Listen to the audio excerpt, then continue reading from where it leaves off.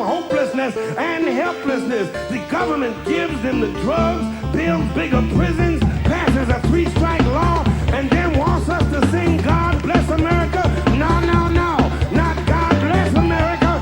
God damn America. That's in the Bible for killing innocent people. God damn America for treating us citizens as less than human. God damn America as long as she tries to act like she is God and she is supreme. What's up? Fuck, I'm phoning this episode in. I'm still sick. Hi, it's Jake. Fuck you. That's Alex. Hi. Anders is here. Anders fucking Lee here. Oh my Anders god. fucking Lee. Whoa. Anders After Dark. It's like as bright as it's ever been in this apartment. Special guest Danny Feltz. Hi. We're going to talk about some fucking bullshit from the internet or something. I don't know. Was your wait, when you were He's phoning first starting, it. were you doing the I think so. Yeah. I thought it was Bill Maher theme. Or not Bill Maher. Yeah. Also the lit song, as we Yeah. established Yeah. on the show. Andrew, why have you pulled your shirt up? I'm warm. Can you not see my rash? I got a rash. Where did you get a rash I was from? biking. I was in a hurry to get here. Sure, I get it. Uh-huh. Look, I too have bicycled before.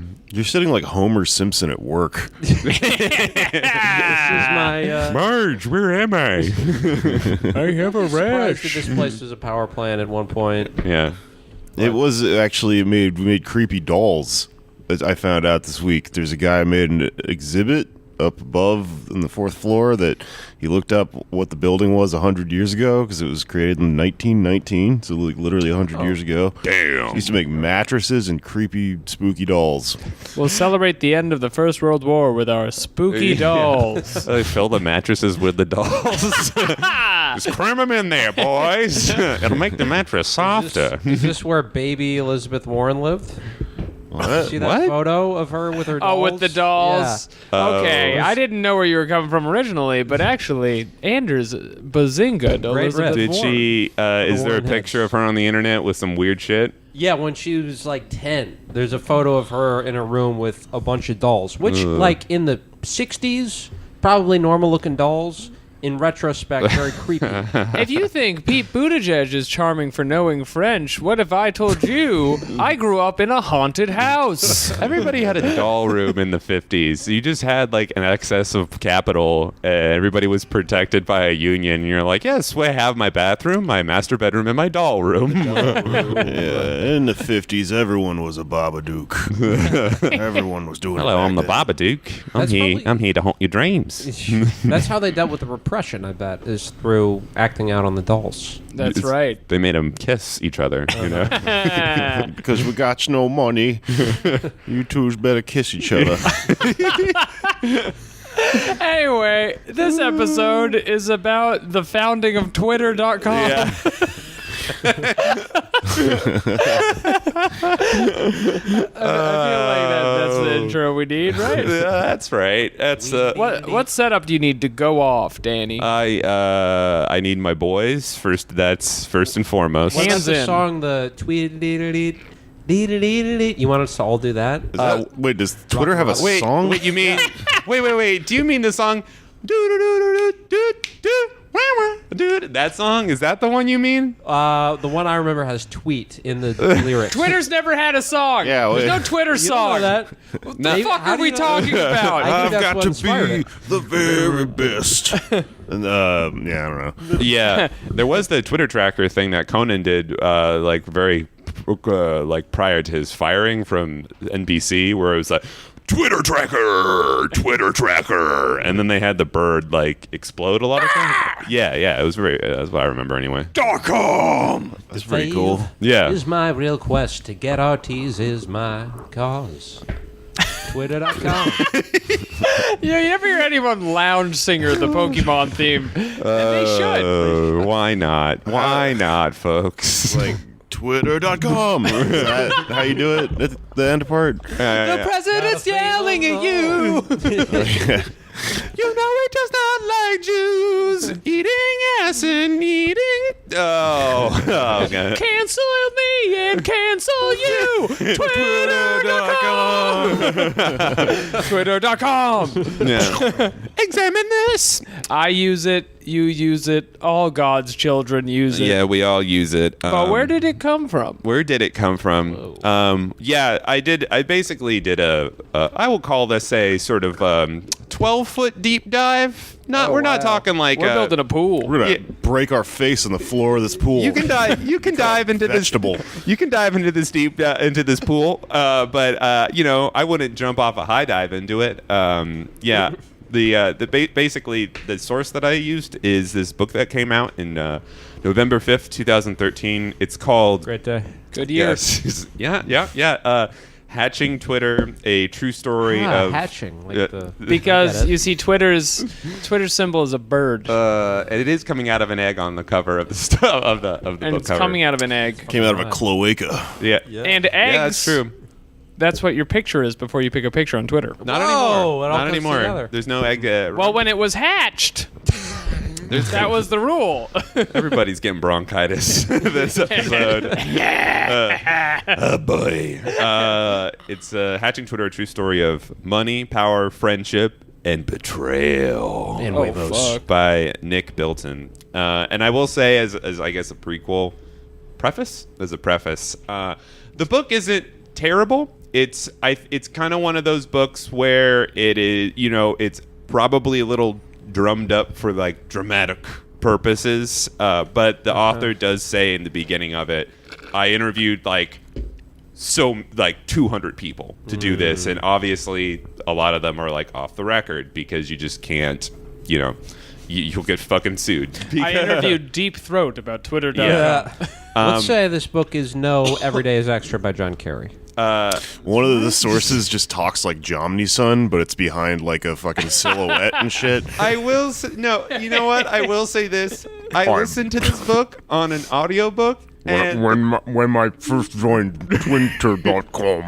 when at twitter.com, the guy who read it, he was one of those audiobook guys or recording artists who like chose to give a slight affectation to different characters. Yes. And story time. He sort of portrayed Jack Dorsey as kind of slight and just like a little quiet. And then Evan Williams is just like, I'm trying to be the authoritative one. But then the only Jewish person that I was in it was like, everybody, we really got to be careful. Like, what if they're reply guys? yeah, no, really, it's just and That's not what you're supposed to do as the son of a audiobook artist. Yeah. who- Oh, that's right. Yeah. You're not supposed to. You're supposed to keep it mainline. No, Like my yeah. dad, the Durslings will know. There is an audio copy of "Kill Everything That Moves," a story about the Vietnam War online that my dad Oh reads. no. And it's literally just we went into the huts and shot everyone in the nipples and burned them to a crisp. It's like the most disturbing shit. It's your dad just. They were shot in the nipples. Oh, my nipples! He would say, "Oh, my nipples," like he would do that. I've been blasted nipple-wise. He just has his finger on all this oh my goodness, what do we do? Yeah, I'm just. Why are we even in this war? Yeah, but it's a little melodramatic, but it does have a lot of really good information. And my thesis statement for what I think of this book and like the information is three things. One, Twitter was a collaborative effort.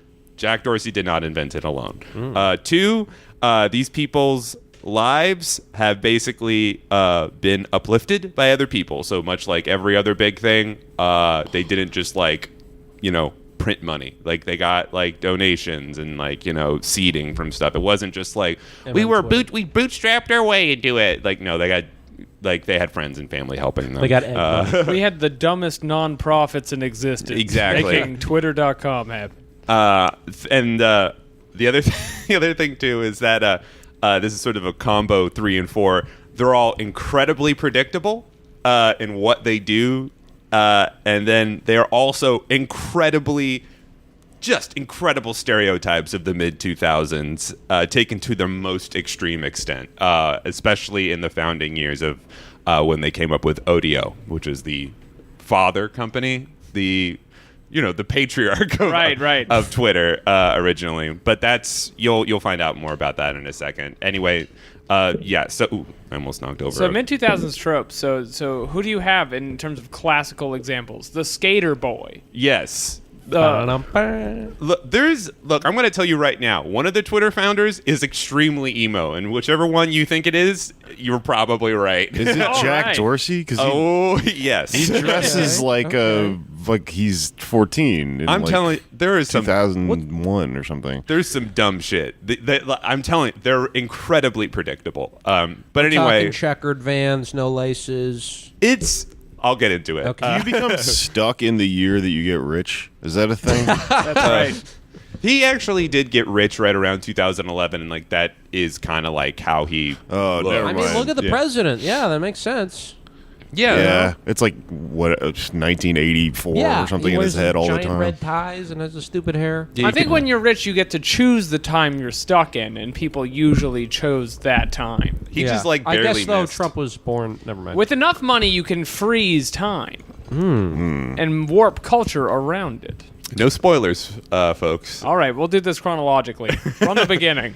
Yeah, so there are 4 Twitter guys. Horsemen. You know, The birdman. yeah, there's Evan Williams, who colloquially goes by Ev.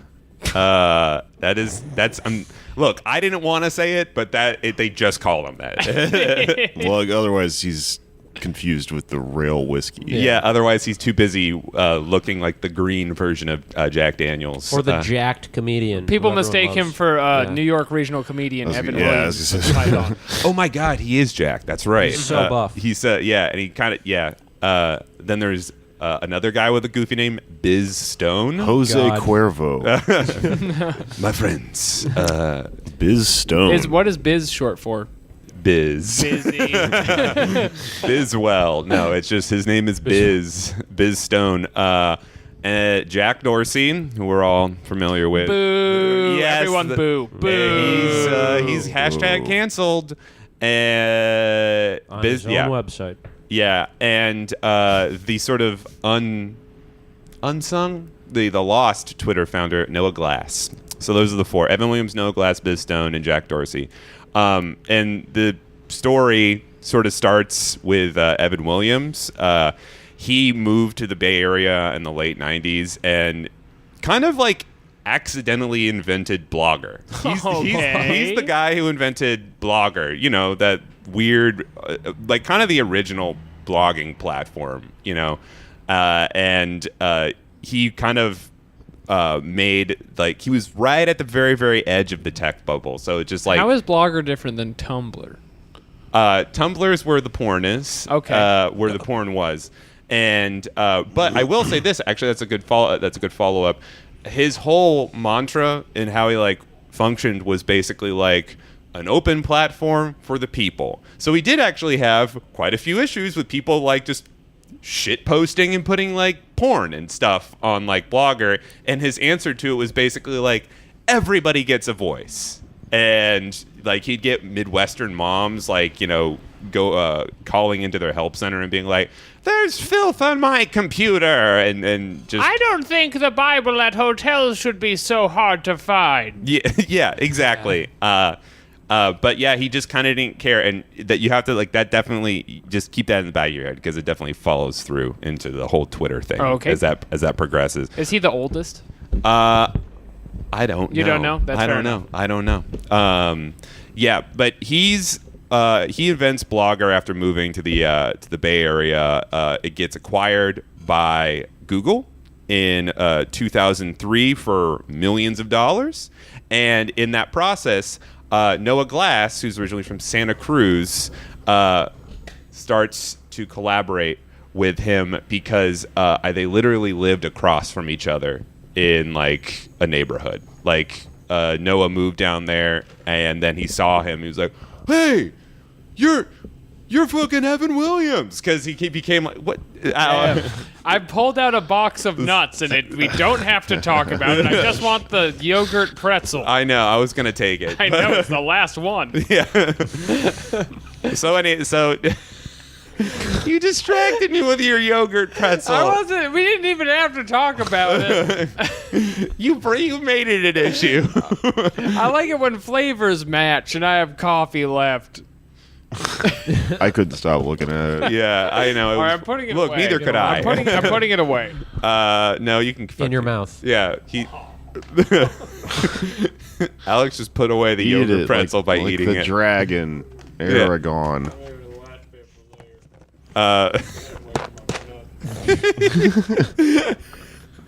So, God damn it. So Noah Glass and Evan Williams, they basically become collaborators because Noah is Noah's the dumb one. Noah's the dumb one in the Twitter universe, essentially. Like I said, he grew up in Santa Cruz, and as I mentioned earlier in the audiobook, his voice that the author or as the narrist chose to describe him as was just sort of like, hey guys, how's it going? Are we making Twitter? Like that's how they. some large boxes. What are you doing over there? Yeah, pretty much. Yeah, First of all, that's not how a Glass talks. Yeah. Our Glass does not talk that way. yeah. True. He goes against his own name. Yeah. But so what do they keep him around for? Well, all these guys do have backgrounds in coding and whatever, and it was a situation where it was like, hey, you're my neighbor, can I work for you? And then everyone was just like, yeah, sure, why the fuck not? And Yeah. that's how it happened. I mean, it's as dumb as you, like I said, it's as dumb as you think it is. I'd love to work for my neighbor. The only neighbor I know is a terrible Slavic-looking man who beats his wife, and I called the police on him once. And I don't want to work at his business. Alex, I need you. Can you beat my wife for me? Well, I need to take a break. I don't see how this is making any money. You're not beating me hard enough. Yeah, she really went out for him too. It was a whole messy situation, and I will not be working with them anytime soon. He doesn't even live in Greenpoint, folks. He lives in Park Slope. It's weird. Anyways, the thing is, Noah wasn't just exclusively a dumb guy. He was also coming up with, programs and, companies. And one of those companies was based around the idea of podcasting, because that's right around when podcasting got invented as well. Which I'd was, work for that neighbor. Wait, Yeah. what? You know? We all would. If our neighbor was podcasting, wouldn't you work with them? Yes, affirmative. So yeah, this podcasting basically got invented right around 2004, and there wasn't a platform for it. Like Apple didn't have the podcasting app; that didn't exist yet. So they Went over Joe Rogan's house and he took a recording and threw it as far as he could. they just talked for hours and hours and hours, and eventually it just snapped into existence. No, there wasn't a platform to like download serialized audio files, essentially. So Noah was like, "Oh, I want to come up with a platform for this," and he did, and he called it Odeo. After Evan Williams sold Blogger to Google, he had millions of dollars. So he invested in Odeo, and Odeo became sort of like one of his sort of incubator things, kind of like TJ Miller's character from Silicon Valley. So, like incubators are a real thing. There's a bunch of people with little ideas and one guy who has like a house or a couple $1 million, and then people make ideas. It may not be pretty, but this is what an incubator looks like. Wait, what? And that's what an incubator looks like. That is what. Yes, it's not. It's sometimes You may not like it. Yeah. And Anyways, at this point in time, Jack Dorsey kind of gets introduced. He is originally from St. Louis, Missouri, and this is what I was talking about earlier. The book specifically made a point of addressing like how he looked. Jack Dorsey purportedly loved messenger bags, wore a nose ring, and had dyed hair back in the day. they show a color. It's like I think in green. Really? Rainbow? Yeah, and he was specifically hired by Odeo because the main guy who was the engineer who was doing all the hiring, a guy named Rabble, who was was extremely he was extremely anti-capitalist. Rabble gang. Yeah, and he was what was referred to as a hacktivist, where he basically worked for like Antifa-like, structures to fuck up people's internet infrastructure. He wore an anonymous mask and got on a computer. His what do you call those? The profile. His profile picture is absolutely an anonymous mask for sure. Fantastic. Jack Dorsey reminds me of this 14-year-old kid I knew who like bleached his hair and smoked weed like a month before everyone and did not skateboarding, but like aggressive inline skating. Yes. Where you have like the cool roller blades that you can grind on. Yeah, he had like soap discs in the bottom of his shoes. Yeah, Jack Dorsey was soaping around. He was definitely So he was vert, not street, in the Tony Hawk dichotomy. No, he was right. absolutely street. He was That's street? not Okay. vert. The vert is the hard with that. You can't really soap vert because there's only You just go just sliding around. slide down. That's That'd be what I cool would if do. you is could. just sit and slide down. You're just like, oh, it was really fun. Let's go try it again. I always thought it was strange you insist on expressing things in Tony Hawk terms, but never get them right. He was also, I don't know if you guys knew this, but I feel like I always knew at least one person who was like a person who graduated from massage therapy school. He was one of those guys. He was a massage therapist, and he reportedly loved eBay a lot, and he actually sold a version of him calling somebody and then just reading the book Goodnight Moon for $100 on eBay. Wow.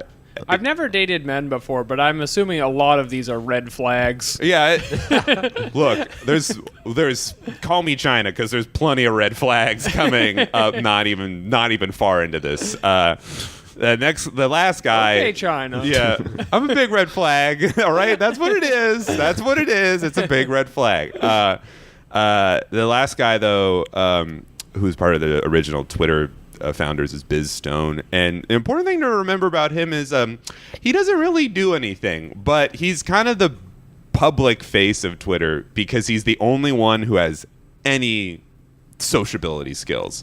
The only other thing that he basically did was he used to work at Zanga, which was also a micro-blogging platform that I actually remember being on as a teenager back in the day. But besides that, he didn't code. He wasn't one. He's just like kind of a goofy dude who was like got in at like the base level. Which one's this? Biz Stone. Biz Stone. Stone. Okay.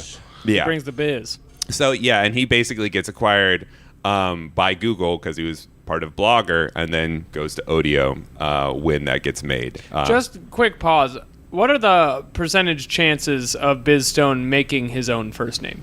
Probably like 100%, right? It's really look. We have. I'm not going to say names, but we know friends of ours who have decided to go by incredibly silly names.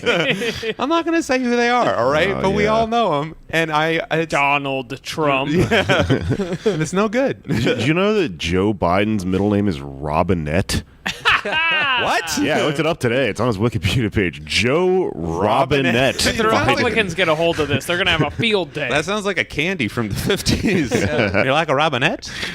It's so weird. Yeah. If you want a Robinette, you got to eat it out of my mouth. And his whole thing is like, I'd punch Donald Trump if I saw him. They were all old masculine Joe Biden, a tough guy named Robinette. He's going down the second Donald Trump is like, he's very gay. What can I say?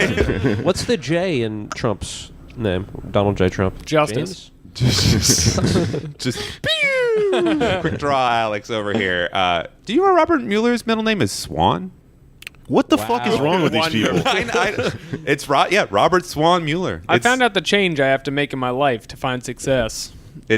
What? I think it's my goddamn name. Yeah. You know what I'm saying? You got Does to look swan-like. Yeah. He's very noble. He's not. Swoon. He's not. He tried. We're swooning. He's an entrap. I'm swanning. Yeah. So Do you know Genuine's real name is Elgin Baylor Lumpkin. What? Yeah.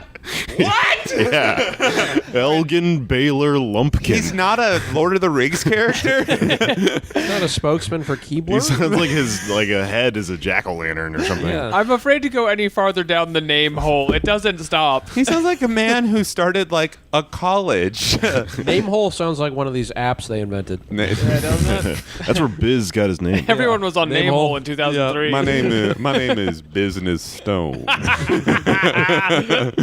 I'm here for industry. Oh no. I just got a text from my mom that says, I listened to your podcast for a while today. Okay, that's terrible. Yikes! Yeah, that's at least you're not one of those people who has a mom who's like, I listen to every episode. Yeah. Like, I hate that shit so much. Anyway, so Odeo is born in 2005, and it's basically run by Evan and Noah, but they butt heads a lot. Like, Evan specifically has large reservations even backing this venture by Noah, because he's like, I want us to be friends, and I don't know if that's going to be possible because we're like, financially linked. But Noah's like, no, I want to make this happen. I fucking want to make it happen. And he basically convinces him to back the company and be their main financial capital. And Jack doesn't really play into it. He works for them, but he's quiet. But this is He's the kind of guy who's quiet, but if you got him alone in a room, he could make your leg cramp. honestly, this is very good timing, because Odeo starts hiring people.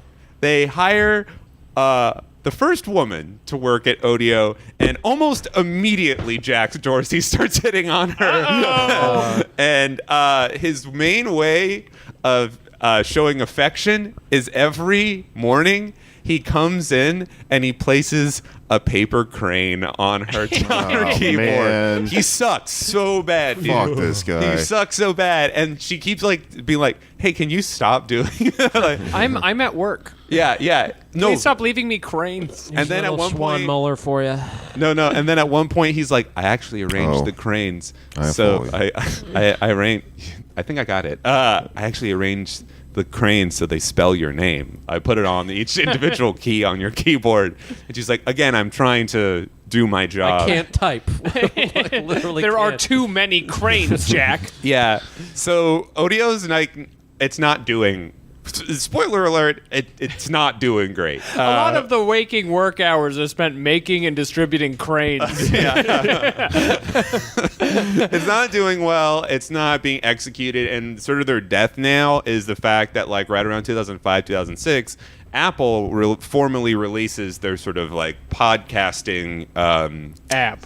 system app. It wasn't apps yet, but The perfectly functioning app that we all know and use today. yes. The ultimate app. I hate it so much. You no longer had to upload your podcast onto newgrounds.com. Yeah, Have people honestly, download what you're describing is not far from the truth. It's a joke, but it's not. It's like versions of that. Oh, Jack Dorsey totally made that game where you can fight as Freddy Krueger on Newgrounds. Or he made Rafflecopter, Yeah. or something like that. Pico. Did they make Newgrounds?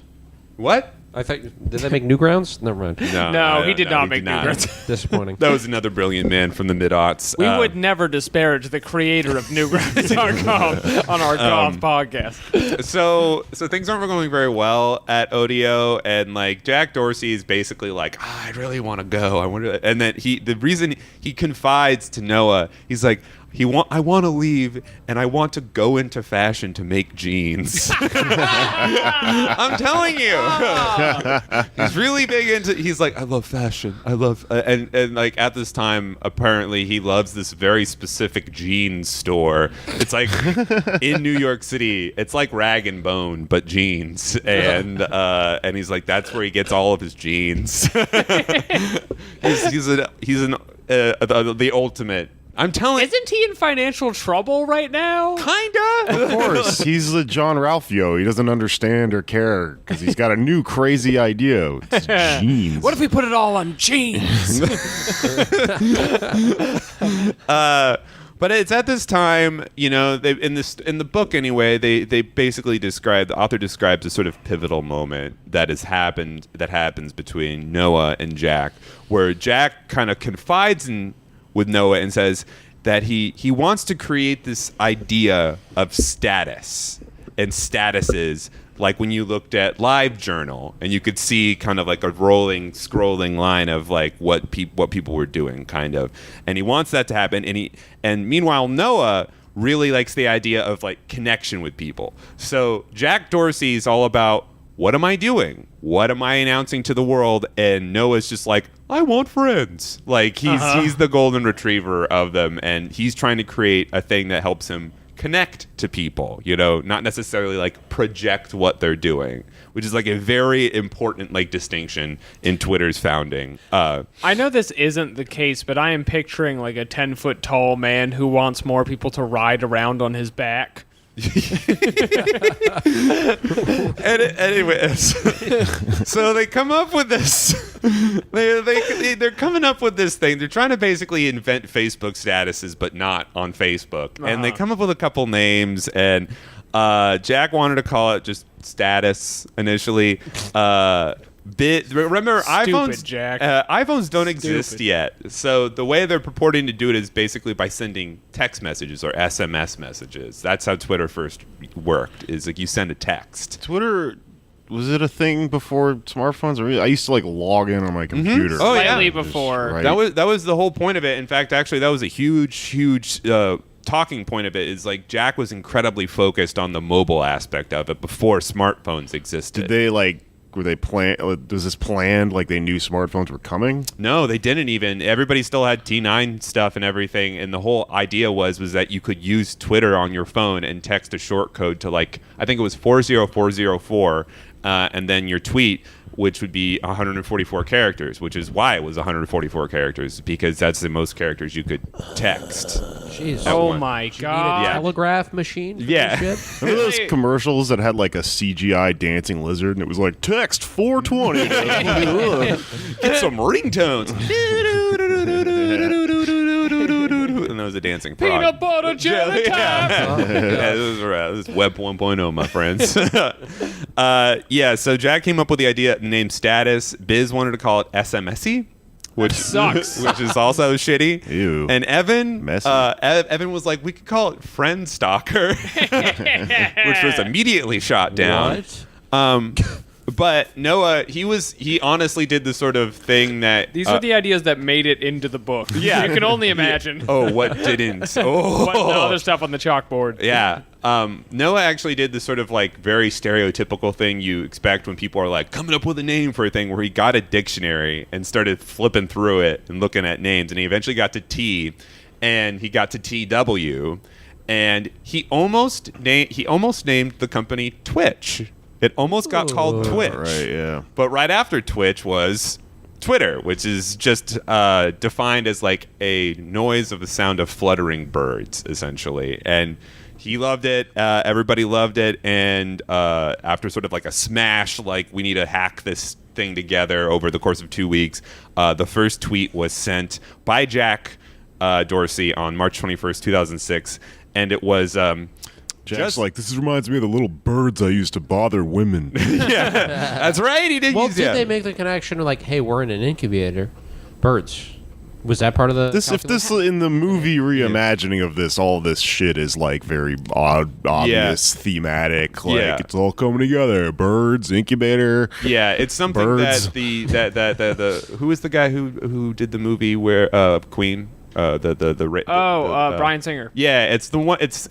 It's Bryan Singer messing up the facts. Jack Dorsey's first tweet: My Chemical Romance has lost their innovative voice. Yeah, because they were not influenced by 9/11 enough, which is how they became a band. We all know. Yeah, Everyone knows that. Everyone knows. But yeah, his first tweet, as well as many other of the company's first tweets, was just setting up my TWTTR, which is what it was called initially. They didn't have an eye? No, there was no I yet. They wanted to make it like Flickr. You could see the look on Anders' face when he realized there was no eye. A full body shake. Put an I in there. What a freaking eye! Too good for vowels all of a sudden. I did take them. Well, I think it was also sort of a kind of like pragmatic choice because somebody actually owned Twitter.com, but they eventually switched to it like 6 months down the line. Once they just bought it. It From was a woman who was tired of receiving cranes. Yeah. So eventually Twitter gets announced and TechCrunch blogs about it. And then, they get into this era that I guess you could kind of refer to as like the party era, because there's an entire chunk of the book which basically describes the founders of Twitter just going to raves. Like that was like a communal thing that they did. Like they would work during the day and they get really stressed out and then they just fucking dance it out. Like that was a whole section. They're very frustrated. Hate them. Yeah. Those little metal ball necklaces and shit. Yeah. There's a whole part in it about how in 2006 how Jack, Noah, and Crystal, The the guy, screen name is like Squish Kid. yeah. They all went to Coachella back in 2006. Oh, make them so angry. I know, right? They're very frustrating people. I'm gonna kick their asses. Man. You ever fight a man named Biz before? So eventually, there's sort of like that thing that I mentioned earlier, how like Noah and Ev aren't really like their managerial styles aren't working well together. That kind of comes to a head, and on Wednesday, July 26, 2006, Noah is just basically given an ultimatum to leave. And the reason for this is like, yes, he wasn't a good boss and like very like, like, we gotta do this, we gotta come up with all these things, it's gonna be great, you guys. We have to go to a rave. Yeah, we gotta be having fun. Company policy. But also, Jack didn't like him. And Jack was sort of like this kind of like the little he was like the little bird just telling. Right, manipulating behind the scenes, Evan. pulling the strings. Yes, very much so. Never taking his eye off the jeans store he'll one day make. Yeah. But eventually Noah's ousted, and keep in mind this is like before like Twitter's stock is like it's a stock or like it's vested. So he basically leaves with like almost nothing. Like he like all the people who like I'll just a heads up, like Biz Stone is worth $325 million. Jack Dorsey is worth $5 billion. Evan Williams is worth $1.5 billion. Noah Glass he definitely earned it. not worth that money. He just got screwed out of it, basically. There's always one of those motherfuckers. Yeah, it's very. I mean, it's sad, but also like. There are more sad things. Yeah, there are more sad things. Exactly. Like the fifth Beatle. I think that's a little sad. That would be more sad because there's Pete artistic Best? merit. Yeah. John Pete Entwistle. Best. Oh yeah. Wait, no, that's the guy from the Who. All of the monkeys? What if people called the monkeys the fifth Beatles? There are That'd be a good band. That would be a good band name for like, Yeah, you make rejects. like a irony hardcore band called Yeah. the Fifth Beatle. Somebody take us up on this. Somebody do that. Somebody, and we're back. So Twitter's it's the summer. It's summer 06. It's summer 06 at this point, and Twitter, it really hasn't been like actively promoted or Do you like. think there's like one guy that's not in Slipknot and he's just walking around in like a scary clown mask? And he's like, I could have been famous. He's still wearing the mask. yeah, exactly. It's just like the one with the large nose, and it's just like. It's like not quite scary enough. It's just a sad clown mask. Or a It's a Blue shitty Man band. who's not in Blue Man Group. What do you Painted mean green. you don't need a band member who plays the Hulk hands?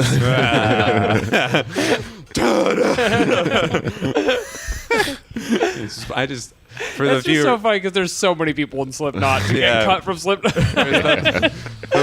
There's one guy who specifically plays the timpani with the whole cans. Yeah, so Twitter's first sort of like official, like, we're a company thing. They're like, oh, we don't have a thing to promote this. So they're like, we'll do it at an event. Let's do it at an event. And there's again where the bad decision making comes, because they decided to do it at this thing called the Love Parade, which is just a gigantic rave in San Francisco. They were My Chemical Romance fans. Yeah. Yet, look, I'm telling you, it's as dumb as you think it is. Every time. Of course, it goes incredibly terribly. Like they keep handing out like these like postcards to be like, sign up for Twitter, will you hear? And their whole big thing was that they had a bunch of vodka. So like people would come over to the tent to get vodka, and they'd be like, sign up for Twitter. And then If you like getting fucked up, what if you? You like getting fucked up and sending text SMS messages? yeah. You'll love this.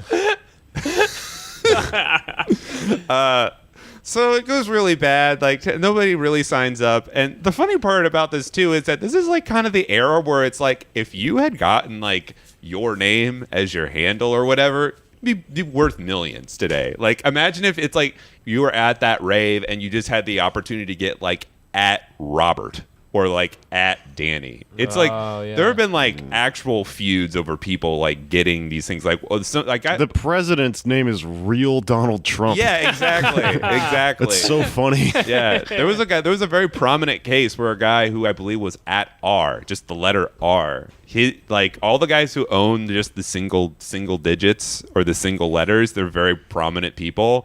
And one guy got like his identity stolen. And the hacker was like, you got to give me at R. Wow. and he gave it to him, and then he gave him back his like stuff. But it's just like, imagine you could have had that. This is F speaking. yeah. I don't like my letter. I am Z. Yeah. Oh, what a good one to have. If you want an answer for the bombs, you'll give me R. Yeah, pretty much. Yeah.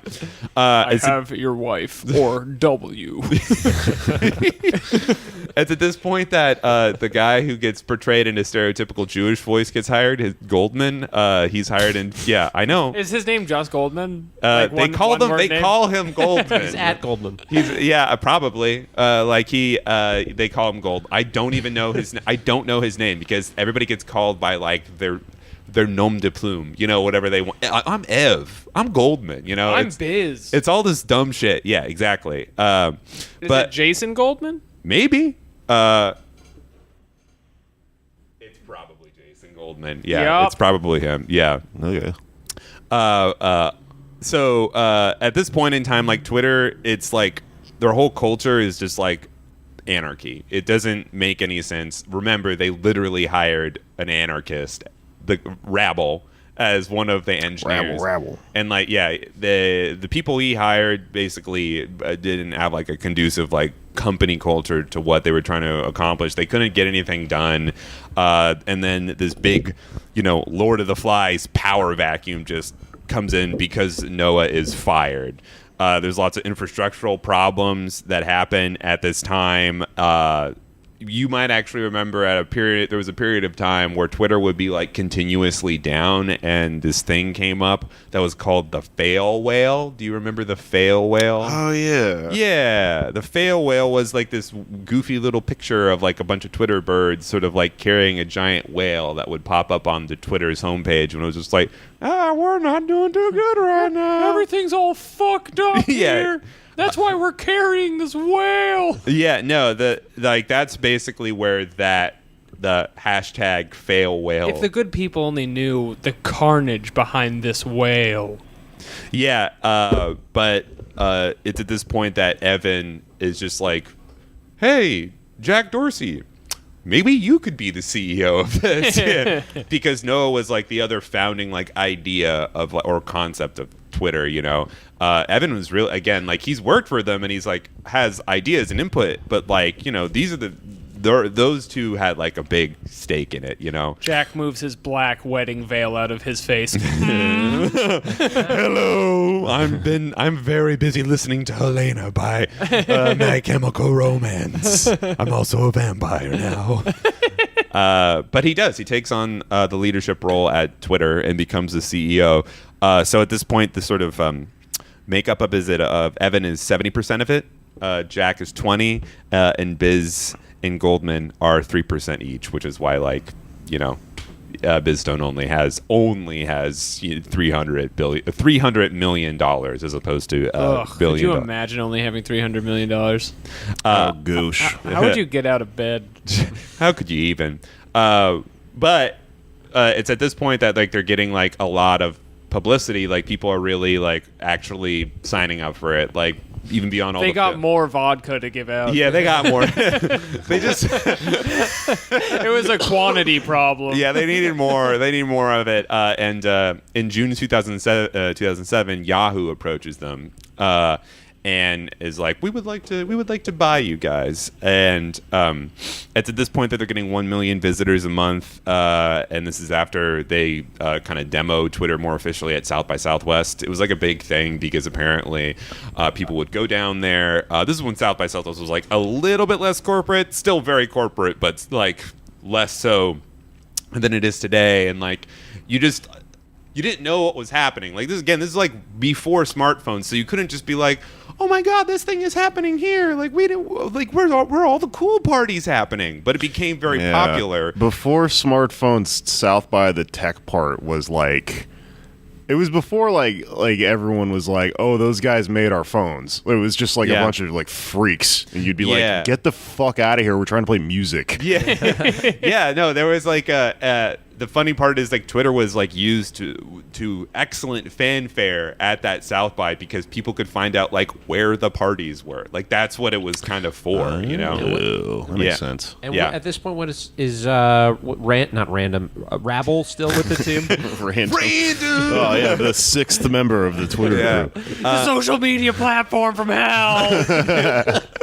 Rabble is still with them for now. Spoiler alert: Rabble, he doesn't work there today. He's The dead. The hacktivist anarchist doesn't work at Twitter currently. Although I will say, if you want to see a funny review, go into Amazon.com, look up the book, and Rabble is the first comment. Really? Yeah. And he's like, "It's all right." Everything he says is correct up to the point where I was fired. Like,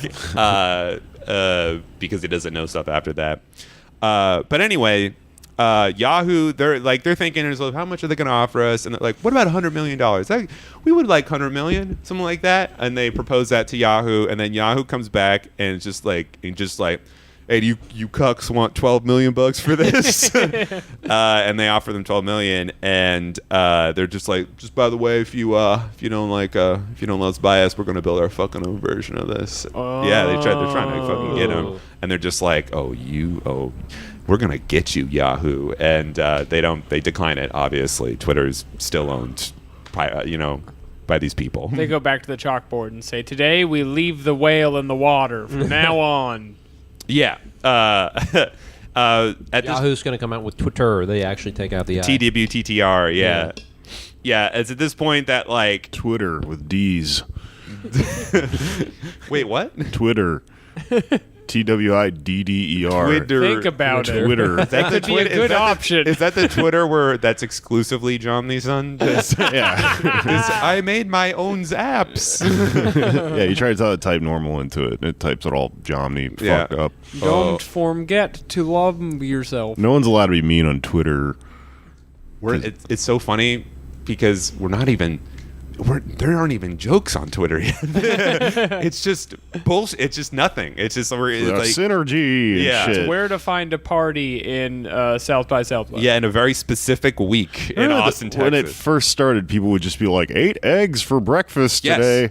Yes. Yep. Yes. Like no one knew what to do with it. That's They would just eat too many eggs. No, that's very much a part of it because Twitter as a concept of jokes or as a concept of connecting to people, again, still not even a thing yet. It's not to that point because Jack's whole thing was just like, it's a status thing. It's to say what you're doing. So to say, I've just eaten some eggs on Twitter is how he wanted it to be. Like, he wanted it to be like Facebook, but stupider. Sort of essentially. offensive because it's a bird platform, but Yeah, I mean, Right, and then you only eat eggs. yeah. yeah.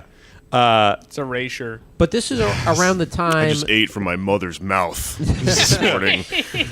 Or beak. This is around the time like before Facebook had really kicked off as a successful platform, and so were they looking at MySpace as that's a big competitor, or were they thinking Facebook's going to compete, or they're thinking of themselves as just a different thing altogether. There is a different version of Facebook, you know. Where's their head at right now? There's Where's their head at? There's just a different. It's just like, you know, it's a simplified version. I mean, that's what I thought Twitter was when I first heard of it. It's just like, oh, just Facebook. But Are they still working in a house, or do they have like a? no, they have an garage office. They rented have an yet? office. Okay. They have an office. But they were working in a house at one point when they had audio. I bet it's like a cool one with like beanbag chairs and ping pong paddles and stuff. Yeah, for the nightly spankings. Right. Yeah. At the rave. Honestly, who's to say it didn't happen? At this point, though, the servers and like the technology behind it really starts to just like, you know, like fall in on itself because they really threw it together over the course of like 2 weeks. Like Twitter's infrastructure was absolutely awful, but they're still kind of getting things out. They have the @ sign implemented into like talking to people, like, or referencing somebody so they can see that. Hashtags that gets invented as well. It's at this point that wasn't like a starting thing. Like these things all had to basically get made. But it's also at this point that the avatars were still squares back then. were they? Remember? That happened like a few years ago. You're right. You just forget after a while. And then in 2009, avatars were like large blue aliens. You had to go in them to take the unobtainium out of that Shut planet. your fucking Well, mouth. I'll kill you, dude. You fucking remember that? Dude, I'll fucking kill the you. internet was so different back then. I mean, likes and retweets, they again also weren't part of the original build out. Those It used to be called faves. Yeah, they were faves. I did like that it was faves. It was a star instead of a heart. Yeah, because Fave Star was the Fave fucking Star, you're right, you're app right. that everyone used to track how their jokes were doing. That's right. Every once in a while you'd see a reply which is like, congratulations on your 500th fave. Yeah, You know? your trophy and shit. Yeah. It's also at this point that Jack Dorsey stops being quiet and starts turning into like an ass. Like he starts getting He starts growing the beard. no, that was He's just had- recently. He puts still- on a second beanie. he was wearing a beanie during this time. It like mentioned it in the book. Thinking beanie. But he gets really it's like he's not a good CEO at this point. He really sucks, in fact. Like he doesn't have any focus. Oh, President Kickflip is not a good CEO. He's really believe mean to people, and he starts getting like doing a lot of like extracurriculars. Like he takes a dressmaking class and starts getting more into fashion again. And he starts pissing off Evan Williams even more. A dressmaking class? Yeah. Phantom Thread. He's really, Yeah. he's really into fashion. Like No one thought to make a dress out of the jeans. yeah. It's a That's where denim I dress. come in. But he does sort of grow up a little bit because they specifically made a point that this is the point in time in which he removes his nose ring and starts getting He serious. throws it in the river symbolically. If the nose ring is in your right nose, you're in a gang. He throws it in the San Francisco Bay, and he grows up.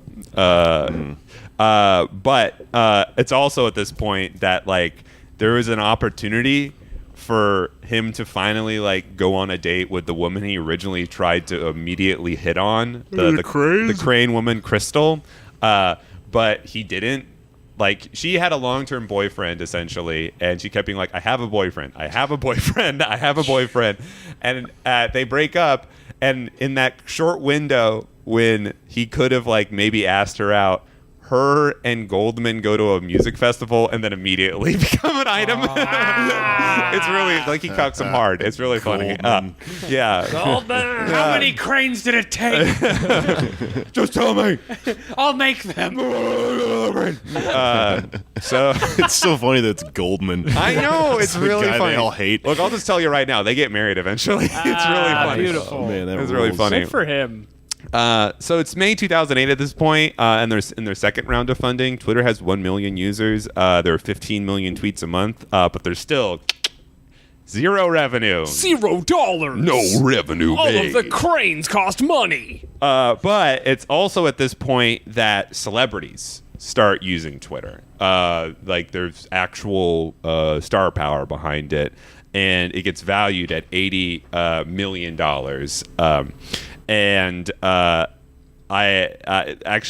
Do you guys remember when Ashton Kutcher was like a big part of Twitter? or like he still is. He But did cool pics, but for the internet. Ashton Kutcher was like one of the very first celebrities who got on Twitter, and it became like this huge thing essentially for him to be on Twitter. There's a thing later on in this actually where him and CNN get in a battle to see who can get to 1 million 1 million followers first.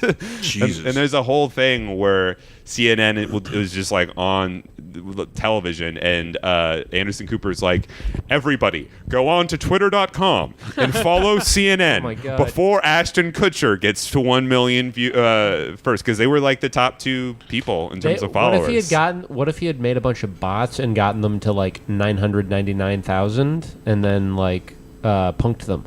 Oh, if he punked them? Yeah.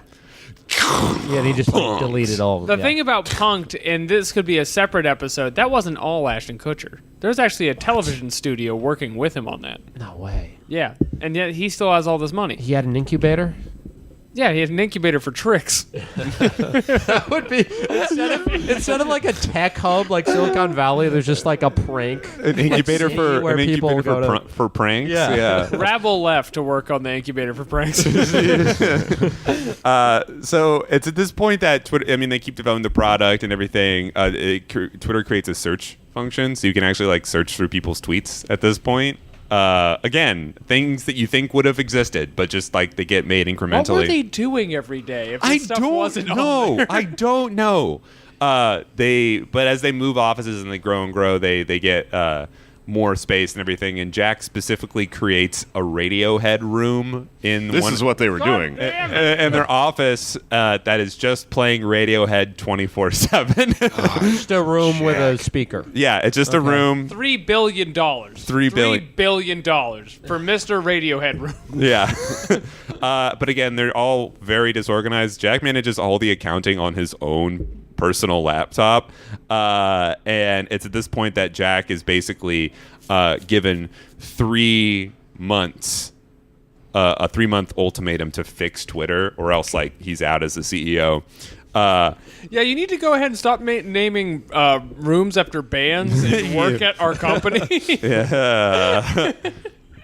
So, like, instead of fixing the infrastructure that would have basically made it so Twitter was more stable, Jack basically at that point is like, instead of fixing everything, Twitter will be the front runner of the 2008 presidential elections. Like, he's like, this is our thing. This is our spin on it. We're going to be the people who are covering this thing.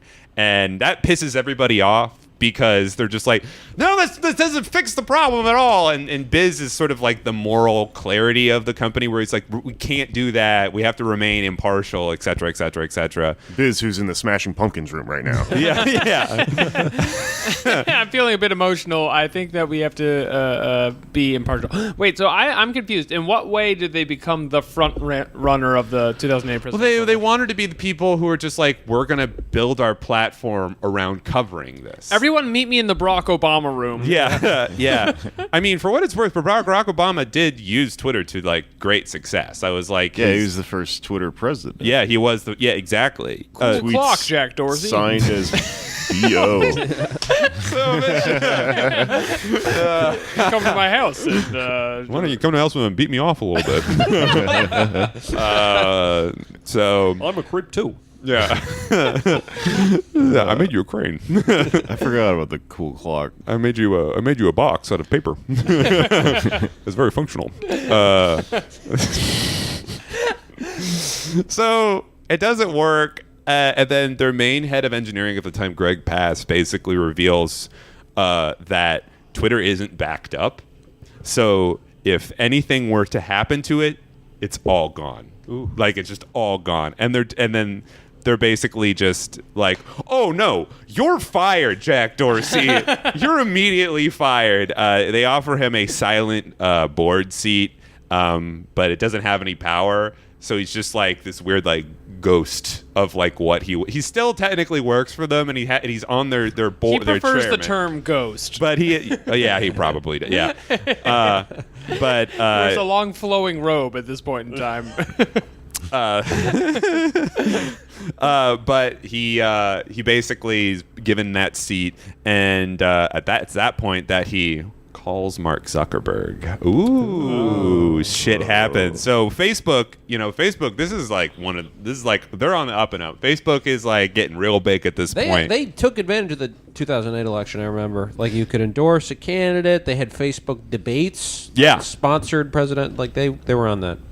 They were all over it. Yeah, I mean, basically nobody thought Jack Dorsey was going to try to get a job at Facebook because they were like, it's the antithesis of what we are, essentially. This guy doesn't actually do work. He just names rooms. Yeah. I don't think we should hire him. No, there was a whole Posts on Facebook are far too long. No, they don't know that there's It's not right. There's a real problem with that because he calls Mark Zuckerberg to basically be like, "Can I have a job here?" And they're like, "We don't know what you do." You think one Radiohead room is cool? What about 10 million Radiohead rooms? Yeah, there's also like What this. about a Jimmy's Chicken Shack room? It's just filled with sandwiches. But there's also this idea that Twitter is still at this point. This shows you how far we've come. But like Twitter is still like morally superior to Facebook because Facebook's whole thing at that time was just like, oh, we're gonna we don't give a fuck. Like our privacy settings are completely fucked. We don't care about screwing people over. Their whole thing was like break stuff and then explain it later or whatever that. The only way saying you was. could make a worse social media platform than us would be if you actively platformed Nazis, which no one will do. No, we're never. Yeah. Who would do that?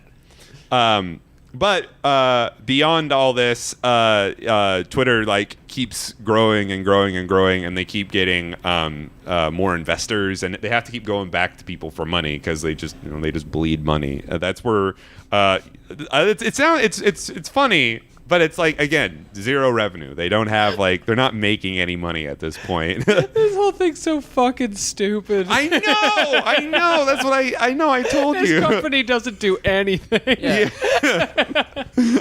Jack really just reminds me of Ryan from The Office.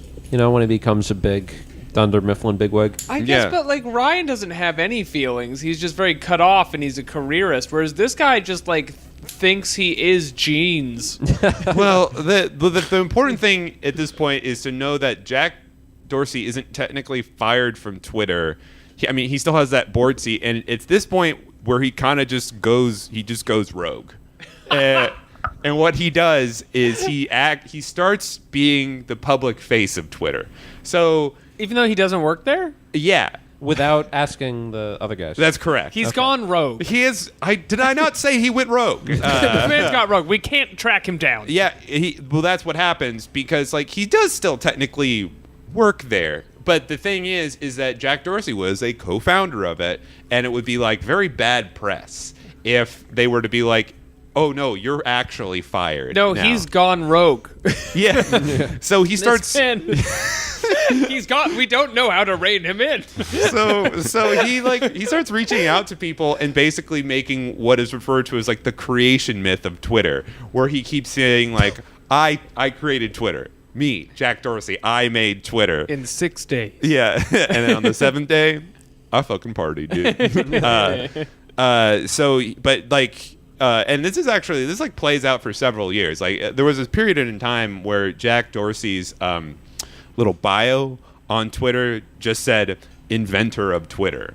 He was just like, I'm gonna manifest destiny this shit. I made this, and again, I need to emphasize it was 4 people who made Twitter. He did not make this. He did not In exclusively case you make blacked Twitter. out and are just tuning in now, Jack did not do shit. Yeah, and he starts reaching out to people with power who have backed Twitter at this point. This guy named Peter Fenton, who was the 3rd round investor of Twitter, and he's just basically starts doing this trickery where he's just yeah, they ousted me, and not saying it in such plain English, I was the CEO, but now I'm not, and I should be. And this guy's we're gonna make you the CEO again. Don't you fucking worry about it. And Jack Dorsey is president of Twitter. he starts poisoning the hearts and minds of all the investors, essentially. This is exactly what Guaido tried to do, but with Venezuela.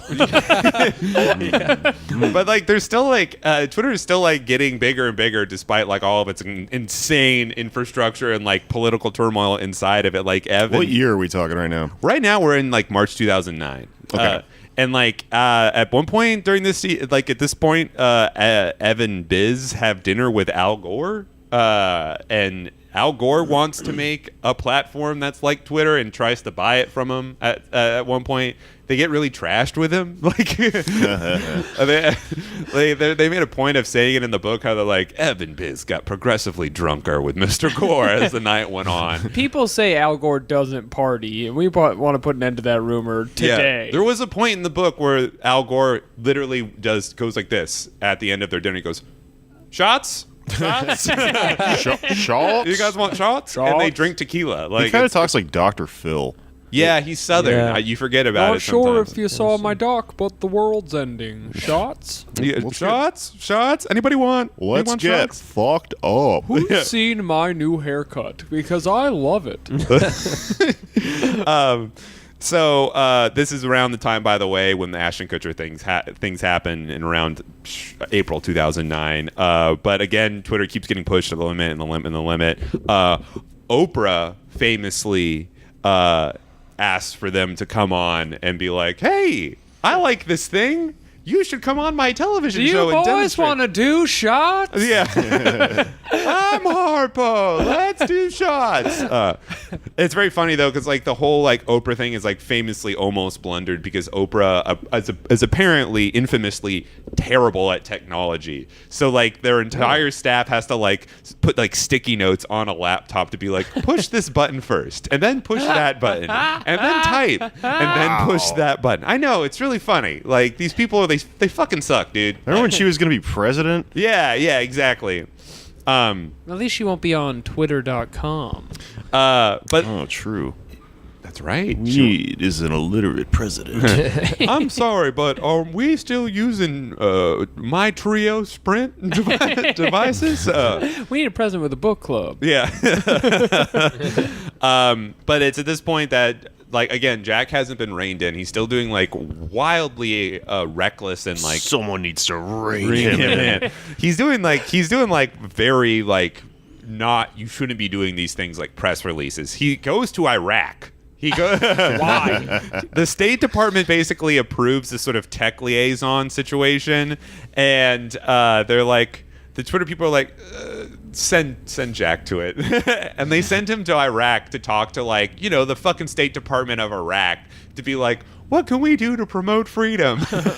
And like, Just put up ISIS videos? Just put up ISIS videos. Okay, got it. This was around the time Twitter was credited with, like, there was sort of an uprising in Iran. Yeah. In, like, 2009, and people were saying it was all Twitter. Yeah, no, I have that written right there. Right, Okay. it's right next. Yeah, it's the Arab Spring. Yeah, that Well, this a little is before that. this is kind of, it's around June 2009, and this is where that like pre-Arab Spring happened, because this was before like Egypt was Oh, yeah, that was like 20. 10. 11. It's like when Yeah. you're out in February and it's warm and you're like, what the fuck is this? It's in Arab Spring. But yeah, you're right, Anders. The Iranian presidential election like happens. People start protesting on Twitter because of it.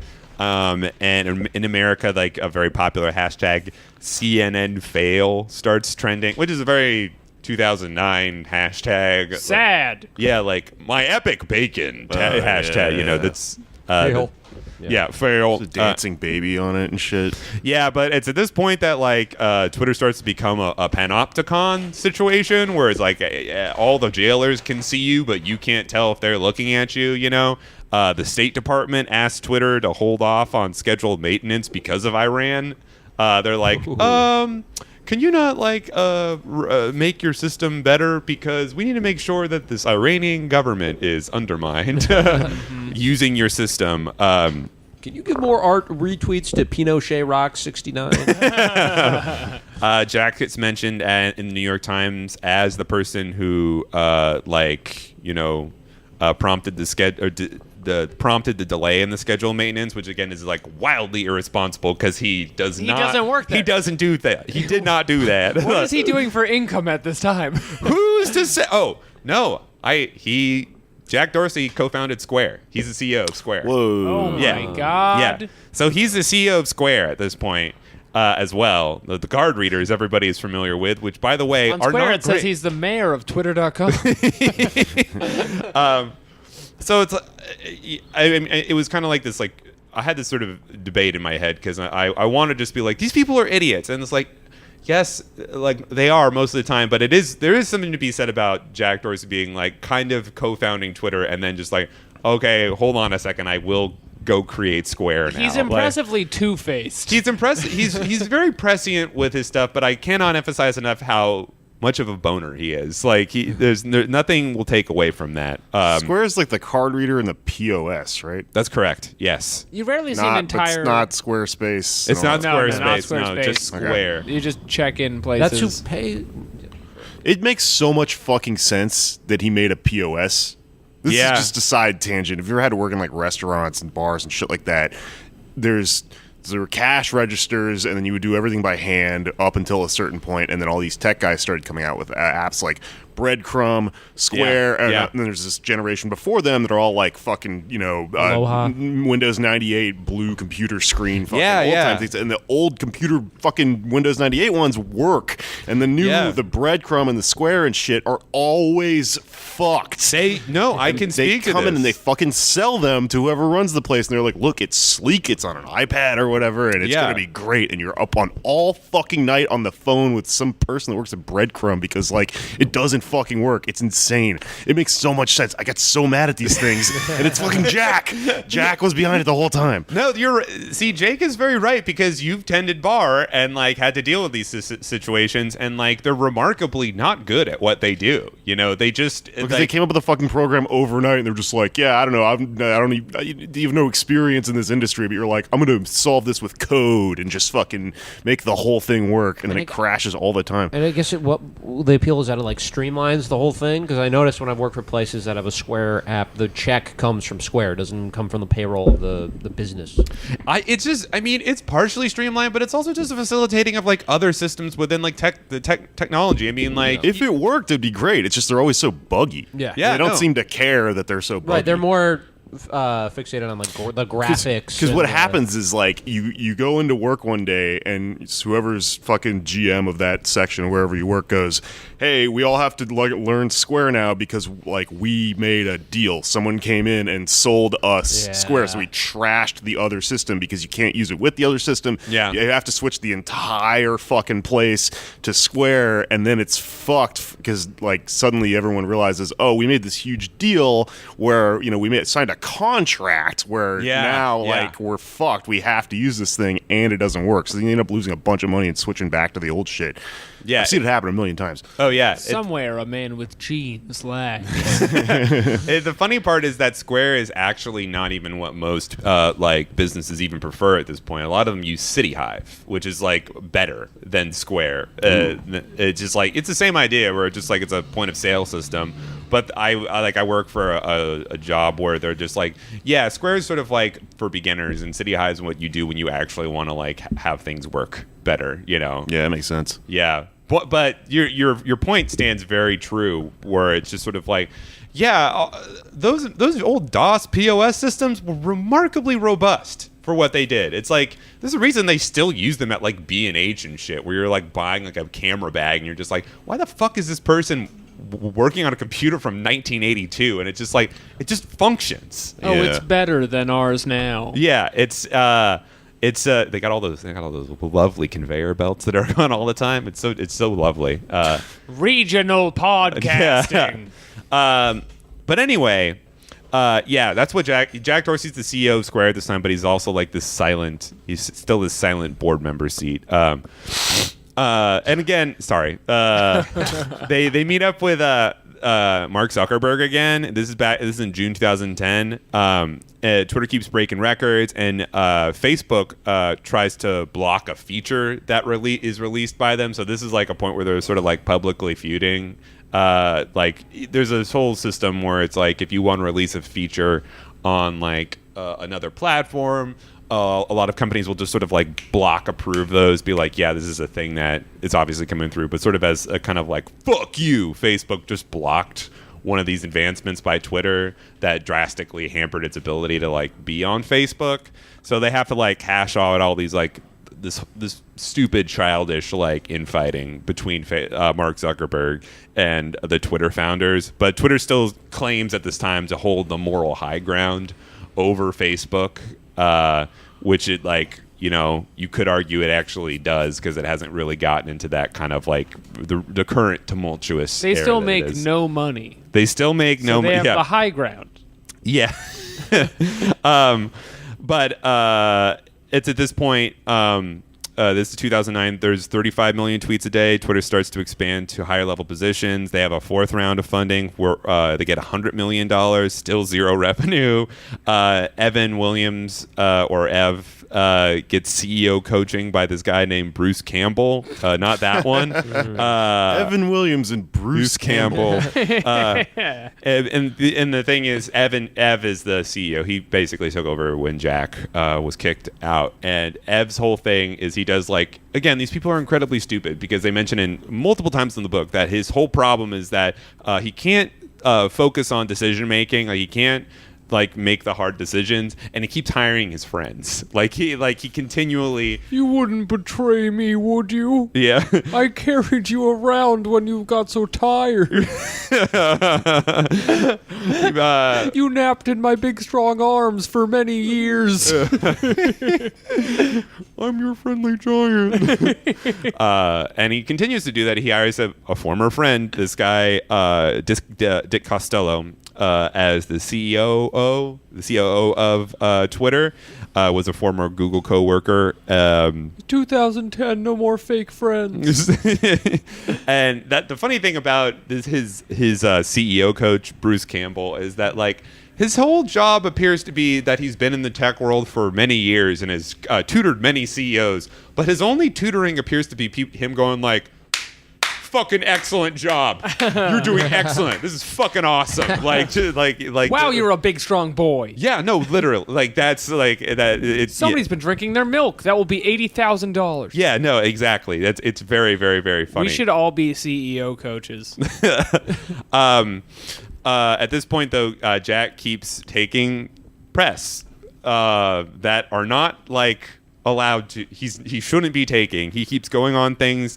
Any reporter that contacts him, he answers I it. remember watching him on Carson Daly. Yeah. He's like late night show. Yeah. It's on at like 2 a.m. Yeah, Jack Dorsey. it's at this point too that they're like, okay, we're disabling your email at Twitter. So Jack at twitter.com gets disabled, like so he can't answer those emails specifically through that email. And this is when he like fully comes out of the cocoon of just like kind of being an asshole and The really, egg? yeah. He busts out of that cloaca.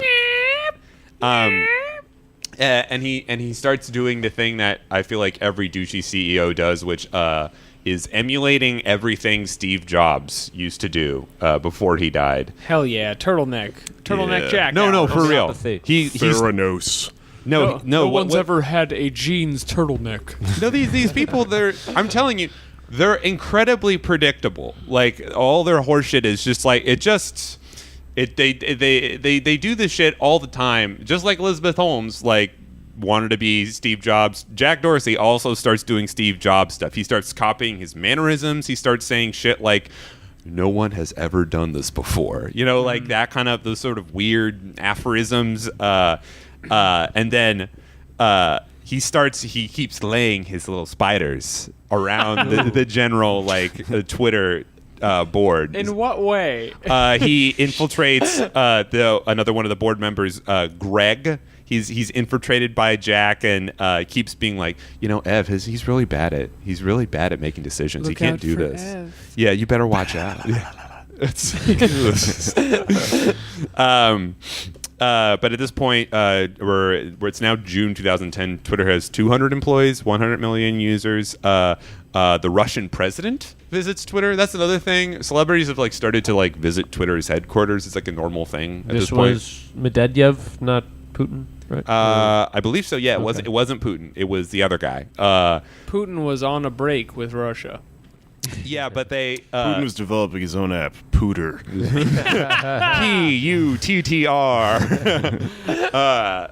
But yeah, and it's again, all this stuff is so harebrained that there was almost like a massive problem when this like Russian president visited them. The whole thing was that the Russian president was supposed to send his very first tweet at the Twitter headquarters, and their system crashed right as it was happening, and like they're all frantically running around trying to fix it, and like moments before he hits the return key to send the tweet, they fix it and it goes back up online, and everything goes out without a hitch, except for all the shit that almost broke. But like it would have been a huge press bungle if that actually The Russian happened. president goes back to communicating only on Dota forums. Dota? I insist this is a good joke that none of you understand. Is this an anime thing? No, Dota's a game lots of Russians play. There's even a German techno song about it. There's even? Yeah, it's the most popular game on Steam. History will validate this joke. How many times have you said that? I'm just imagining how many libs it would trigger if Putin made an app. Oh Everybody yeah, joins. they would hate that. He has. It's called the Bernie Sanders Canvassing app. Have you checked the news today? Down. It's the Radiohead room.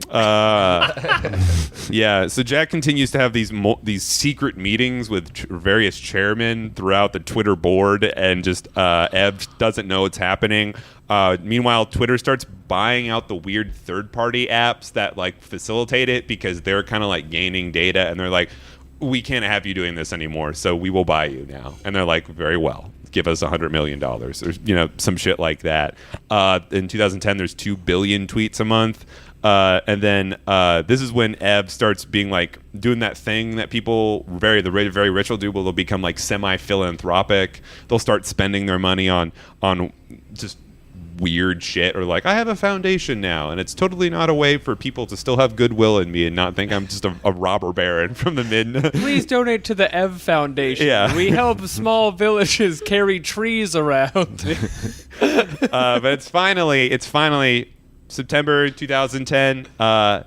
Evan Williams gets ousted by Twitter, or by the Twitter board, under the tutelage of Jack Dorsey, and He gets shadow canceled? He gets shadow canceled, yeah. And Dick Costello, the guy who he hired as a COO, gets instated as the CEO, the new CEO of Twitter. Scandalous. Yeah, I know. And the funniest shit was that, like, apparently the COO's first tweet was just got hired at Twitter now to plot my elaborate takeover. And it was like a sarcastic joke, but it Right, just like but also it wasn't. yeah, but it was yeah. It was just a normal status.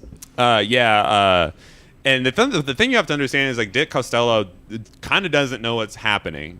Like he's just like, why am I CEO now? Or like because everybody's still operating under like, I don't know what's going on, but I'm loving it. yeah, exactly. But eventually that does happen, and from this point in, things just kind of devolve more and more. Like haven't heard from Noah in like years. He's completely off the map.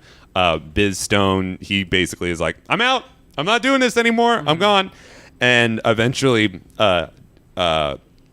Jack is reinstated as like the primary or executive board member, one of the, just like a superlative to like whatever he was before, that actually has powers at this Isn't point. that guy who's just been unemployed claiming he works here for 5 years? What if we brought him back into the fold? Yeah. But eventually, finally, out to June 2012, Twitter now has 600 employees, and they're making $1 million a day just through advertising. This is sort of where the book kind of concludes. It starts where they're just like, it's now January 2013, and astronauts are using Twitter. Noah moves back to San Francisco and has a child and tweets for the first time in like 2 years. His actually last tweet is the one they mention in the book, and it's just about his like, so very excited that my baby girl is born, and like that. He hasn't tweeted since 2013 like that, but he has at Noah. Just cucked Jack Dorsey. Now to plot my dramatic takeover. Yeah, and Biz Stone, he's a multimillionaire. He also owns a foundation. And then Jack moves from the Tenderloin to the most affluent neighborhood in San Francisco, Seacliff. In 2013, he was worth $1 billion. Ev reopens this sort of his incubator, which is called Obvious Corporation. And he in 2013, his Twitter stock was worth about $2 billion. And he tries to keep his kids off the internet to create a trust for them to donate to charities. And that's kind of where it all leaves off. Feels good. These people have so much money. Yeah, for context, I got some current facts about Twitter. There's currently 321 million active users on it now. They have a revenue of about $3 billion a year, and they have $10 billion in assets and 3,900 employees. Since the book got released, Jack was reinstated as the CEO in 2015, replacing Dick Costello. They opened an office in Ireland, probably to do tax avoidance. It's a common thing that tech companies will do. So they'll open things in Ireland because they have like weird loose tax law. They get a little bit Irish. And keep it in a pot of gold. Yeah. In 2019, Ev stepped down from his chairman position. So keep in mind, like, he had this weird ghost chairman position for like 6 fucking years, just getting cucked, and just like finally he left. The oldest Twitter accounts, like I said, were made in 2006. Prominent people who have been banned from Twitter at one point or not are Milo Yiannopoulos, Martin Shkreli, Azalea Banks, Courtney Love. Adele was banned for a hot second. Courtney Love was banned? I guess so. Apparently, Adele had this nasty habit of just like drunk tweeting. Like, her publicists were like, "Stop getting trashed and tweeting," because she kept getting banned. Twitter banned Alex Jones in September of 2018. They also mass banned several Occupy-related accounts in 2018. 18? It took them like 7 years to do it. Weird. Yeah, It finally stopped. It's Occupy weird. Wall Street. It's weird. Also, in that same month of that year, reported Business Insider said that even Donald Trump could be banned. No, he couldn't. Twitter is like kind of responsible for the terminology of like something, going viral. That's like cool. Really where that and they started. just met with Donald Trump in the Oval Office like a week ago. Yeah. That's sort of where it comes from. And of course, when he was there, his whole thing was basically doing that typical thing he does where he's just like, very bad, your platform, I like it a lot, very unfair to me, but I like it a lot and it's very good, I hope you work on that, like that. He just does the thing Donald Trump does, and now they're working on it. They're making a room for it. Have they thought about straight up banning him? Yeah, it's been mentioned, that like it's like he's not above the law, but like they're not proactively doing it. And I would say He would make an alt, right? Yeah, I'm sure something would happen. Say punished real POTUS or whatever. Unplatformed. But since Twitter, I mean, like, if you really think about like what Twitter has done to the culture, and it's like there are so many things that have been invented from that. There's the whole idea of public shaming has kind of like really come up since Twitter happened. I mean, you probably remember that famous tweet that The lady AIDS did. lady. Yes, I ever in the lady who was basically taking a like incredibly long flight from England to South Africa, and before she got on the flight, she tweeted, "Going to Africa, hope I don't get AIDS," and then put her phone on airplane mode, and then when she landed, turned it off airplane mode, and was just like, AIDS had gone viral. She got punished for being hilarious. yeah. I'm about to read a book about her. Yeah, John Ronson? Yep. Yeah, I read that book. It's very good. Although John Ronson is weird because he's actually one of those British guys who's just like, we have to watch out for Labour. They're anti-Semitic. Yeah, he's a lib. Yeah, he's a total lib. But that sucks. he has he has some good points to be made about public shaming. Also, I mean, I was interested in researching this because I think on a very personal level, Twitter is a thing that affects us very actively. I mean, I know you guys will talk about things where it'll be kind of hard to put them into real terms, where it's just oh yes, this weird position taken by an alt-right person in like Poland was bad for things or whatever, you know. And it's like those are relevant news stories that affect everything. But something like Twitter, it's very real, especially as a comedian. You know, it affects all of us. And I personally think it's melted the brains of so many people that I know. Oh boy, let me tell you. Yeah. I read it every morning and every night, and I don't feel well. Yeah, I mean, That could be the bronchitis. that could be the glue. Might be the glue. It's all of it, baby. But Twitter's in there. Yeah, I mean, we all remember that period in time from like 2010 to like 2013. Your doctor's diagnosing you, and he's like, "Well, you have bronchitis, and also get off Twitter." Yeah, Yeah, I mean, there was a solid point there where it it was, follows me. where it was just like, yeah, people do jokes on this, and then like right around 2014, like there was this sea change in culture that altered it, and like things like, I mean, we joke about it, but like people were like, "You're canceled, Yeah. you're this," and or problematic, and Yeah. I remember. I mean, Twitter used to be like, you know, weird. You knew about weird Twitter if you were kind of cool. Yeah. And then you pretty much just compete. It was like a video game. You just competed with jokes in this little weird, you know, market competition thing. And there was some vague idea that you could sort of get a TV writing job out of it, and that's kind of over now, but like a few people did. And then through the rise of like the peak boiling point of identity politics, Yeah. that now would be referred to as like stupid poll, like the peak weird shit started to happen right around like 2014, and I remember like kind of having whispered conversations with people like, what the fuck is going on? And then all that shit split open in 2016, and people either went like reactionary or just sort of checked out. But like, you know, with 2016 and Trump and everything, or even like the election leading up to that, the platform itself ceased to be an apolitical thing. Like there's still like probably parts of it where people just use it for jokes or whatever, but the main encompassing culture of it now is political through that arc of events. It's really fucking weird. Yeah, it's a very strange place to exist on. I always tell people, Twitter is a place that makes my smart friends look dumb and my dumb friends evil. It's just a place where, I mean, in the way that advertising works, in the way that these people monetize these things, they make it so that you are on it a lot. And the more that you're on, and more that it's open, the more that money that it'll make. And the way they do that is in a very sort of like malevolent way, you know, to show you the most intense reactionary or weird things. I mean, like I have comedian friends who I have no problem with in real life and I speak to, and then I see some of their tweets and I'm just sort of like, why? Like, why? What's the...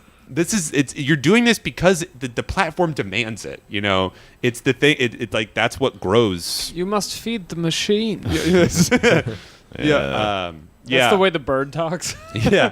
It's a softly spoken German bird. You do not understand what you have unlocked. My wings flap, and underneath is a sheer breeze of destruction. It's also I'll tell you how I use Twitter is I tweet probably like 3 times a month, and then I look at Twitter moments because it's the only way to get the news. So I have just the weirdest sort of like statistics. If you looked at my profile on twitter.com, like in their database, it'd be like, what the fuck is this person? Like, why are they on Moments? Nobody likes this. Yeah, but it's weird though because it became a sort of like platform for publishing. It is this sick, disgusting app that is monetized in a certain way and preys on your sanity, but like, I don't know where you think all the listeners of this fucking podcast came from. Yeah. No, it's The podcast app. They're just cruising. Audio. Just looking for things. Yeah, in a weird content. in a weird roundabout way. Yeah, it's and there's lots to be said about some of the positive effects. Like, I mean, I can't speak to this at great length because I don't know the details, but people will always say it's like there was the Arab Spring that was, you know, jump started by those kinds of things, which I think you can make an argument for, but I also think it's just sort of like, yes, but it was probably also people being pissed that made that happen as well. Like, yes, Twitter probably helped, but also People lit cars on fire before Yeah. 2011. That happened. So, I kind of look at it the same way I think a lot of people will look at Amazon, where they're just sort of like, it's not like I dislike the intense, like the motive of the vehicle.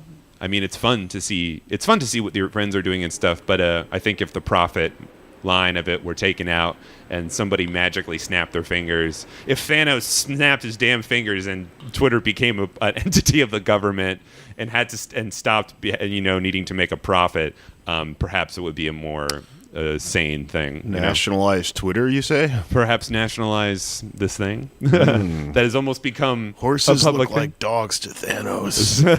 Horses look like dogs to him. Yeah. Well, it's a thing that doesn't need improvements. I remember like 2 years ago when they changed the character limits and they changed the stars to the hearts.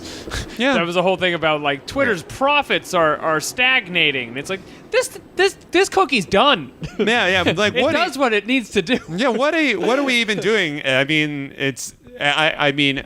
I think nationalizing things, I think, can be oftentimes misinterpreted as sort of like a blanket statement for things. But I think it does beg asking the question. Well, I think it could you know. it should be democratized, and whether that happens through the state or not is another question. But have a model like, as imperfect as Wikipedia is, a model like that where it's controlled by users and employees and not. And it self-sustains without trying to morph into something bigger. Yeah. Maybe. Yeah, and it doesn't foster an environment where some fucking like emo douchebag like can just flourish. Here's the thing. Small bird, everyone enjoys those. Pretty good. Medium-sized bird, hawk.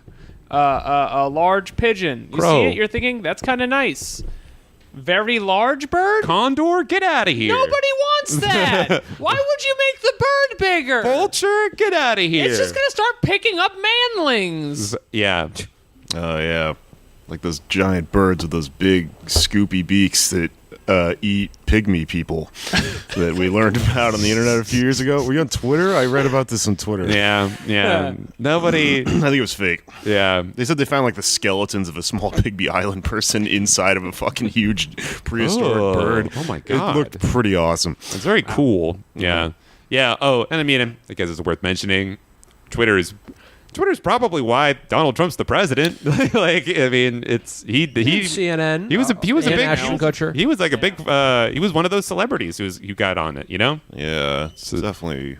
That and the CIA is too good at Twitter, and they get Ashton Kutcher to drink from their mug on there. Yeah. So there's some nefarious purposes. I will say there is something. If there's any good to be taken from this story, is that it is very nice to watch people who are not good at using the internet try to use it and then show their evilness in it. I mean, this. Can I say the day that this was recorded on? Yeah, I don't give a fuck. Yeah, I mean, this was recorded on like April 30th, and like I believe it was yesterday that like Chase Bank was getting owned. Oh, fuck those bitches. Yeah, like Chase Bank was just like, maybe you'd have more money if you didn't buy a coffee, and then they just got fucking ratioed to all fucking hell. Yes, that's what I'm saying. There's a good part of Twitter. Yeah, there's good parts. Fucking populist uprising against Chase Bank's intern that runs their Twitter account. Yeah. Probably not the rest of the company. Just like, oh anymore. no, Just find that person. He's like, I'm gonna get yelled at. Okay. Yeah. All right. Well, Yeah. Danny, thank you for sharing your book report. I give you 1 gold star. Yeah. Will you give me one fave? Oh, yeah. Like, Retweet it, Alex. If it means so I'll much, get if it- around. I'm just not sure it like really Maybe, fits my brand, but if, we'll it, if see. it means so much, do you want to retweet it? I'll take brand a it. look at it later. Yeah, just- No one's online right now. Not peak hours. yeah. Is there anything you not want to peak. plug or anything? I mean, I'm cross-platform. I'm at Danny Feltz, and if you want to follow me, I'm usually walking the streets around Knickerbocker and Linden any given day. You know, Womp womp. yeah, Okay, Very cool. clever. yeah, I'm on tour in New England next week. Look at my Twitter. I'll put the dates on there. yeah. Oh, you Up should the tack also jokes. download Alex and I's joint album. Yeah, I'll Yeah. pin it again. Yeah. We both did stand-up comedy and recorded it, and that's on Twitter. Yeah, it's technically on Bandcamp. That's true. And SoundCloud, if you don't want to pay us. Yeah. Or Spotify if you don't want to pay us. Lots of ways not to pay us. Yeah. You can find me on Twitter at Anders Lee here if you're into that. If you're into IRL shit and you live in the city of New York or are here this weekend, please come to Paid Protest on June 3rd. It's going to be at 7:30 at May 3rd. Mayday. Yes. Sorry. This Friday. May 3rd. This is in May. We're in April now, but it's going to be May quite soon. And May 3rd will be Paid Protest. We got a great lineup. Show up at 7 p.m. at Mayday Space in Bushwick. Yes. Oh, I have one. This isn't a plug. I just wanted to say, if anybody notices a factual inaccuracy, you're probably right. I just look. I got it from the book. You have the whole premise is that you do have to trust that what this author is saying. But if I saved you some time from listening to an 8-hour audiobook or otherwise reading a 300-page book and condense it into an hour and a half of time, then I feel like I've done my job. And if you're rabble, open invitation. Do I retweet myself? The question sir. is, yeah. Sir. And also, yes, do go onto Amazon and then look on their reviews, because oftentimes people will be like, this was wrong, or they got this thing right, or whatever. It's very entertaining. All right, Jake, do you have... where should people see you? May 7th, my show Yoko, my live stand-up show El Cortez in Bushwick is back with me and Claire O'Kane and Ian Fidance. I've got friends like Madison Davis in town from L.A. and some other people I forgot. I don't know. Come on out to that, hang out, party and shit. What the fuck else do I don't know. Tour at some point, maybe in Denver, July 10th. I'm doing a festival. Come bring Jake soup. Yeah, I lost a shit ton of money by getting sick and then getting my bike all jacked up. So, I don't know. Tour's probably pushed back. I'm coming to the fucking West Coast and the Midwest at some point later in this year, but now it's probably going to be during a goddamn blizzard. So I'm going to make that dumbass trek through, like, Montana in winter or something. It's going to be fucked up. I don't know. Ooh, Bozeman. My plug is that I'm sick and my tooth hurts and I fucking hate whoever stole my wheels. And I'm hemorrhaging money. So if you need money, just follow me around with a bucket because it's just coming out of all my pores and I'm so pissed off about it. Piss in the bucket. Piss in the bucket. Yeah. That's it. Boo! History will always retweet itself.